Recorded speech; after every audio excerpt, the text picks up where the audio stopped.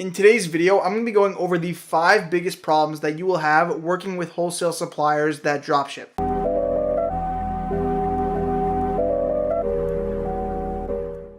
Hey guys, what's going on and welcome back to my channel. My name is Noah Minsis, and on this channel we talk about how to make money online through e-commerce, dropshipping, and other business models. So if you're new to the channel, be sure to subscribe. I make videos every single week. So in today's video, I want to go over the 5 biggest problems that I have working with wholesale suppliers, particularly the ones that dropship. So problem number 1 is that they have a bad website. This is going to depend on the supplier that you work with. Some of the suppliers that I work with don't actually have a website, so I found them on sites like Houzz and Etsy, and then I'll just send them an email for the item and then they will ship it out. But some of my wholesale suppliers, when you actually make an account with a wholesale supplier and then you have to log in through the portal on their website in order to go to your account. So this is the back end of one of the wholesale suppliers, and you'll see that it's not a very high quality, it's not a high functioning website. So it can prove a problem when you're placing an order, and especially on some of these websites, and it can be really annoying. Sometimes it'll crash, sometimes it won't load, sometimes it will take a really long time to load. And when you have a lot of orders and you need to keep doing this, it's just very annoying and it really gives you a headache. So that's definitely problem number 1. Problem number 2 is that this is honestly one of the biggest ones, is not telling when an item is discontinued. I don't have this so much with my bigger suppliers. It's more the ones that are like the small ones, the ones that I find on Etsy. Those in particular, they never tell me when they discontinue an item, when an item is not in stock. So I have the item listed on Amazon and on eBay. So on Amazon, I have about 700 listings, and then on eBay, I have around a little bit over 5,000.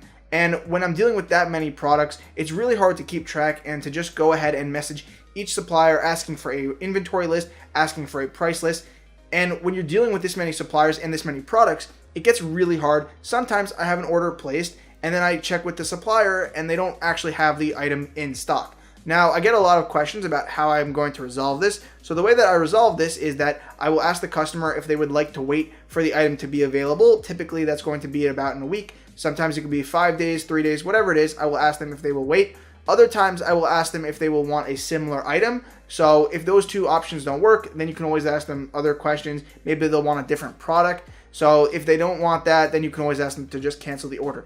Now, for the third problem that I always face when working with wholesale suppliers is that they never upload the tracking number on time. So if I go to my eBay account, you'll see that some of my late tracking numbers, I actually have 40% defect rate on one of them. And on the other one, I'm actually hovering at around 80%. And that's because some of the suppliers that I work with, it takes them forever to get you the tracking number. They'll ship the item out on time, so they'll actually ship the item out to the customer, usually within a given time. They're pretty good with that. But some of them will not send you the tracking number till days after that you need it. And when you're working with eBay and Amazon, and these sites actually need the tracking number, also it gives some reassurance to the buyer. This is definitely one of the biggest problems. If you're going to be working with eBay and Amazon, you need to keep your metrics in good standing, and it's hard to do that when the suppliers won't even give you the tracking numbers for the items that you sold. Number 4 is going to be sending the wrong item to the customer. So this doesn't happen too often, but sometimes some of my suppliers, they'll actually mess up the SKU, they'll mess up the custom ID, or the item ID, and when I send them the item ID for the product, they'll actually send out the wrong item. Now, sometimes this is my fault because I don't always check the item. It could be a little bit of a different color. Sometimes it's blue, sometimes it's purple. Those things are easy to mess up, but other times I actually send in the right number, I send in the right information, I ask for the right product, and still the wrong item gets sent to the customer. Now, that's not really that big of a problem. I could always return it. I could always have them send it back, and my suppliers will actually send it free of charge to me because they are the ones that messed up. But it's still annoying and it still leaves the customer aggravated. Therefore, it might prompt them to leave a negative review. So definitely something that is a problem with wholesale dropshipping that a lot of people do have to worry about. Number 5 is going to be dealing with returns. So typically, when you're dealing with returns as a retail arbitrage dropshipper, or if you're a regular dropshipper from AliExpress or something, returns can be pretty straightforward. You can just go ahead, get a shipping label, and then send it to your customer. But working with wholesalers, they are typically very hard to work with. They're very stubborn. So when you're working with them, again, you are just one retailer working under them.